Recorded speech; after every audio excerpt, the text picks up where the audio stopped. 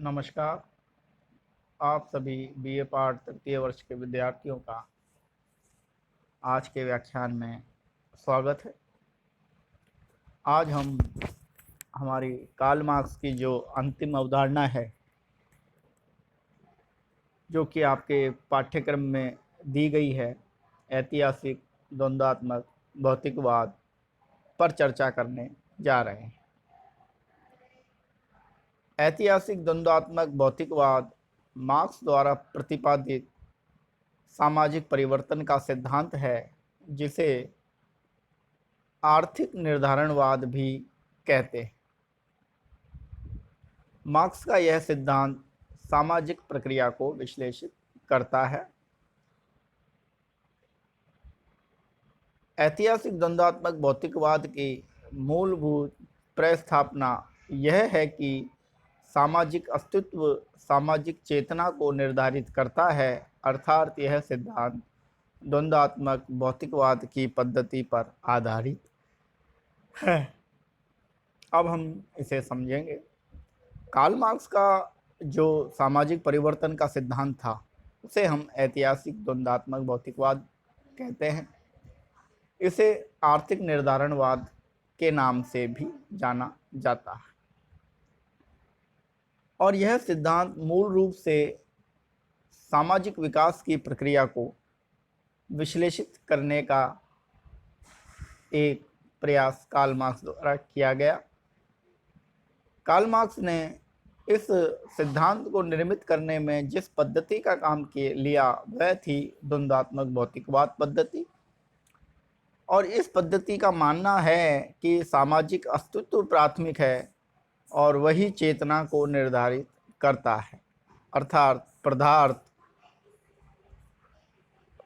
प्राथमिक है और वह विचार और चेतना को निर्मित करता है। यह इस पद्धति के आधार पर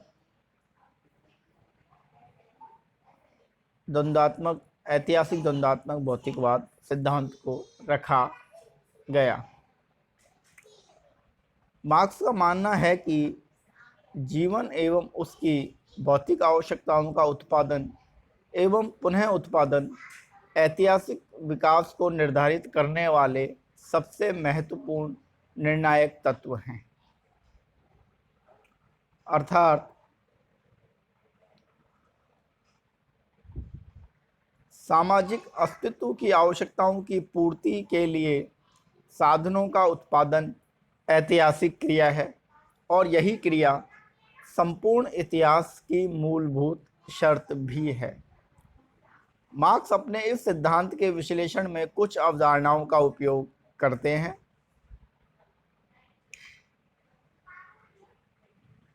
हम इस पैराग्राफ को समझेंगे। मार्क्स ने जीवन एवं उसकी भौतिक आवश्यकताओं का उत्पादन एवं पुनः उत्पादन के साथ संबंध जोड़ा है, अर्थात सामाजिक अस्तित्व की आवश्यकताओं की पूर्ति के लिए साधनों का उत्पादन ऐतिहासिक क्रिया है, अर्थात मानव अपने अस्तित्व की रक्षा के लिए या अस्तित्व की आवश्यकताओं के लिए जो साधन होते हैं उनका उपयोग करता है, और यही क्रिया संपूर्ण इतिहास की मूलभूत शर्त भी है। मार्क्स अपने इस सिद्धांत के विश्लेषण में जिन अवधारणाओं को रखते हैं, उन अवधारणाओं की हम व्याख्या तो यहाँ नहीं करेंगे, लेकिन उन अवधारणाओं से परिचय होना अति आवश्यक है। मार्क्स अपने ऐतिहासिक द्वंद्वात्मक भौतिकवाद में जिन अवधारणाओं का उपयोग करते हैं, उन अवधारणाओं के अंतर्गत उत्पादन के स्वरूप, उत्पादन शक्तियाँ एवं उत्पादन संबंधों की द्वंद्वात्मकता, आर्थिक आधार एवं समाज की अधिसंरचना, सामाजिक आर्थिक स्वरूप, समाज की ऐतिहासिक अवस्थाएं, ये 5 बातों की या 5 अवधारणाओं की बात करते हैं। उत्पादन के स्वरूप, उत्पादन शक्तियां और उत्पादन संबंध, ये आपस में मिले हुए हैं, और उत्पादन शक्तियों और उत्पादन संबंधों में जो असंतुलन है, वह सामाजिक परिवर्तन को जन्म देता है और यह जन्म द्वंद्वात्मक भौतिकवाद की प्रक्रिया के माध्यम से होता है। इसके पश्चात कार्ल मार्क्स आर्थिक आधार पर कहते हैं कि समाज की आधार संरचना होती है और समाज की अधिसंरचना होती है। आधार संरचना आर्थिक को कार्ल मार्क्स ने माना है और अधिसंरचना के अंतर्गत कार्ल मार्क्स परिवार, राज्य, धर्म, शिक्षा इत्यादि को रखते हैं। और कार्ल मार्क्स का कहना है कि जो ये आर्थिक आधार है वो ही इन सभी चीज़ों को तय करता है, अर्थात हमारा परिवार की विचारधारा, परिवार की संरचना, परिवार की कार्यशैली, राज्य की कार्यशैली, राज्य की संरचना, शिक्षा की कार्यशैली, शिक्षा की संरचना, ये सभी आर्थिक आधार से तय होती हैं। अर्थात आर्थिकी को कार्ल मार्क्स ने आधार संरचना माना और इन्हें समाज, परिवार, राज्य, शिक्षा, पुलिस, कानून, इन सबको अधिसंरचना के अंतर्गत कार्ल मार्क्स रखते हैं और कहते हैं कि आर्थिक आधार ही इन सबकी कार्यशैली का निर्धारण करता है। अंत में जो अवधारणा कार्ल मार्क्स की है वह है सामाजिक आर्थिक स्वरूप। समाज का कार्ल मार्क्स ने प्रस्तुत किया है और उसके पश्चात समाज की ऐतिहासिक अवस्थाएं, जो मैं आपको पूर्व में वर्ग संघर्ष के सिद्धांत में बता चुका हूँ, प्राचीन साम्यवादी समाज, दास समाज, सामंतवादी समाज, पूंजीपति समाज, और जो एक भविष्यवाणी के रूप में कार्ल मार्क्स ने जिस समाज को रखा, समाजवादी समाज या साम्यवादी समाज, इस आवास को कार्ल मार्क्स ने यहाँ रखा है। इसे मैंने एक पीपीटी के माध्यम से भी रखा है आपके सामने। समाज का जो ऐतिहासिक विकास है उसके अंतर्गत आदिम साम्यवादी समाज, प्राचीन समाज या दास समाज, सामंतवादी समाज और पूंजीवादी समाज, ये 4 प्रारूप यहाँ मैंने रखे। इसमें भी जो पहला समाज है आदिम साम्यवादी समाज, वह वर्ग विहीन समाज था। अर्थात इसमें उत्पादन के साधन विकसित नहीं थे, उत्पादन संबंध विकसित नहीं थे और उपज पर सभी का समान अधिकार होता था। उसके पश्चात उत्पादन के साधनों के विकास ने उत्पादन संबंधों को परिवर्तित किया, व्यक्तिगत संपत्ति का आविर्भाव हुआ और समाज में 2 वर्ग बने। एक वर्ग जिनका उत्पादन के साधनों पर नियंत्रण था, उत्पादन के साधनों पर स्वामित्व था, और दूसरा वर्ग जिनके पास उत्पादन के साधनों पर स्वामित्व नियंत्रण नहीं था और वह प्रथम वर्ग के द्वारा निर्धारित या नियंत्रित किए जाते थे, और यह वर्ग शोषित वर्ग हुआ, और जिनका उत्पादन के साधनों पर नियंत्रण था वह शोषक वर्ग था। इसके बाद दास समाज में भी उत्पादन की शक्तियाँ और उत्पादन के संबंधों में परिवर्तन आया। उत्पादन के जो साधन थे वह जमीन आधारित हुए और इस रूप में सामंतवादी समाज के रूप में नया परिवर्तन या नया समाज विकसित होने लगा। सामंतवादी समाज में भी उत्पादन के साधनों में परिवर्तन हुआ। विज्ञान के आविष्कार ने नए नए यंत्रों का आविष्कार किया और मशीनी युग का प्रारंभ हुआ, और मशीनी युग पर जिनका स्वामित्व था वह पूंजीपति लोग कहलाए, और मशीन को चलाने वाले जो लोग थे वह श्रमिक कहलाए। इस प्रकार नई अवस्था पूंजीपति समाज के रूप में सामने आती है।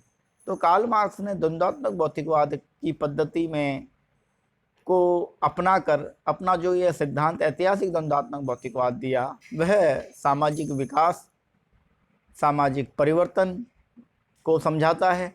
और इस सिद्धांत को आर्थिक निर्धारणवाद का सिद्धांत इसलिए कहते हैं क्योंकि आर्थिकी ही हर चीज़ का निर्धारण कर रही है। अंत में मार्क्स साम्यवादी समाज की अर्थात वर्गविहीन समाज की भविष्यवाणी करते हैं। इस प्रकार मार्क्स का ऐतिहासिक द्वंद्वात्मक भौतिकवादी सामाजिक विकास का दार्शनिक सिद्धांत प्रस्तुत करते हैं। इस सिद्धांत में जो सबसे महत्वपूर्ण चीज़ें हैं वह है, इस सिद्धांत की 5 अवधारणाएं हैं। पहली बात, यह द्वंद्वात्मक भौतिकवाद की पद्धति पर आधारित है। कार्ल मार्क्स उत्पादन के स्वरूपों की चर्चा करते हैं, उत्पादन शक्तियों एवं उत्पादन संबंधों की बात करते हैं और इनके मध्य द्वंद्वात्मकता की बात करते हैं। आर्थिक आधार अर्थात आधार संरचना और अधिसंरचना की बात कार्ल मार्क्स करते हैं। सामाजिक आर्थिक स्वरूपों की बात कार्ल मार्क्स करते हैं और समाज की जो 4 ऐतिहासिक और 5वीं भविष्यगत अवस्था है उसकी चर्चा कार्ल मार्क्स करते हैं।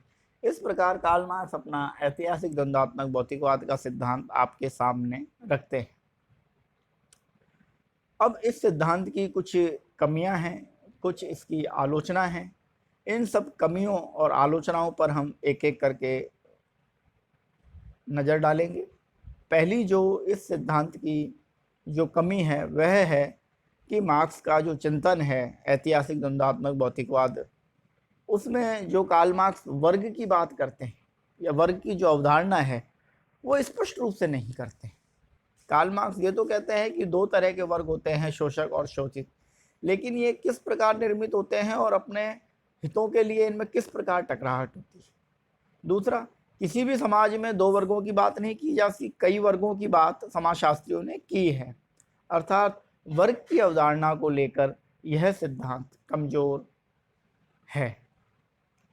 मार्क्स आर्थिक शक्ति पर अत्यधिक बल देते हैं और चेतना की अवहेलना करते हैं। कार्ल मार्क्स के इस सिद्धांत में भी जो द्वंद्वात्मक भौतिकवाद की जो सबसे बड़ी कमजोरी थी कि वह आर्थिक शक्ति पर अत्यधिक बल देता था और जो अस्तित्व है, जो आध्यात्मिकता है, उसको नकारता था और इनको नकारना उचित नहीं है, यह समाजशास्त्रियों का मानना है।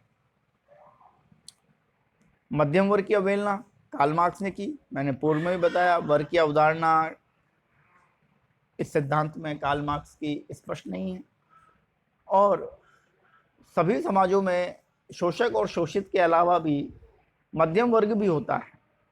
मध्यम वर्ग का रुझान शोषक वर्ग की तरफ हो सकता है, शोषित वर्ग की तरफ हो सकता है, लेकिन मध्यम वर्ग भी किसी ना किसी रूप में अपना अस्तित्व रखता है और कार्ल मार्क्स ने इस मध्यम वर्ग की अवहेलना अपने संपूर्ण ऐतिहासिक द्वंद्वात्मक भौतिकवाद सिद्धांत में की है। ऐतिहासिक द्वंद्वात्मक भौतिकवाद सिद्धांत हिंसा को प्राथमिकता देता है, हिंसा को अत्यधिक महत्व देता है क्योंकि यह द्वंद्वात्मक भौतिकवाद पद्धति पर आधारित है और वर्ग संघर्ष की प्रक्रिया के साथ अपना विश्लेषण प्रस्तुत करता है। और वर्ग का जो विश्लेषण है, जिसमें कार्ल मार्क्स कहते हैं कि शोषित वर्ग चेतना के माध्यम से संगठित होंगे और क्रांति के माध्यम से शोषकों पर हमला करेंगे, उनको नष्ट करेंगे और समाज में एक साम्यवादी अवस्था आएगी की बात कार्ल मार्क्स करते हैं। और इस संपूर्ण प्रक्रिया में जो कार्ल मार्क्स है वह हिंसा की बात कर जाते हैं और हिंसा को अत्यधिक महत्व देकर कार्ल मार्क्स ने उन सामाजिक परिवर्तनों का विरोध किया जो बिना हिंसा के समाज में हुए। बहुत से ऐसे सामाजिक परिवर्तन हैं जो सहयोग अनुकूलन आधारित प्रक्रियाओं के परिणाम थे, जिनमें हिंसा की कहीं कोई बात नहीं थी। और अंतिम जो आलोचना कार्ल मार्क्स की है वह है औद्योगिक लोकतंत्र की उपेक्षा करना। जिस प्रकार वर्ग संघर्ष की अवधारणा में जब पूंजीपति समाजों की बात हमने की और उन समाजों में भी कार्ल मार्क्स ने औद्योगिक लोकतंत्र की अपेक्षा की थी, ऐसी ही उपेक्षा कार्ल मार्क्स ऐतिहासिक द्वंद्वात्मक भौतिकवाद के सिद्धांत में भी करते हैं। औद्योगिक लोकतंत्र जब पूंजीपति समाजों में, जब शोषक और शोषित के मध्य भी जो समझौतेवादी रवैये के, समझौतावादी परंपराओं के साथ औद्योगिक लोकतंत्र की बात की जाती है, इंडस्ट्रियल डेमोक्रेसी की बात की जाती है, जो शोषकों को शोषितों का शोषण करने से रोकती है, की उपेक्षा कार्ल मार्क्स अपने इस सिद्धांत में पूर्ण रूप से कर रहे हैं।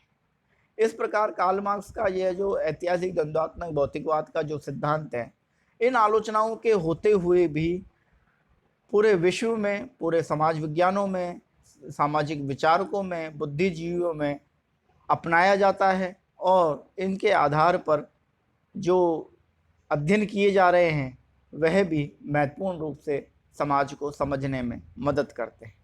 आज का यह जो हमारा पाठ्यक्रम का जो अवधारणा थी वह पूर्ण होती है। धन्यवाद।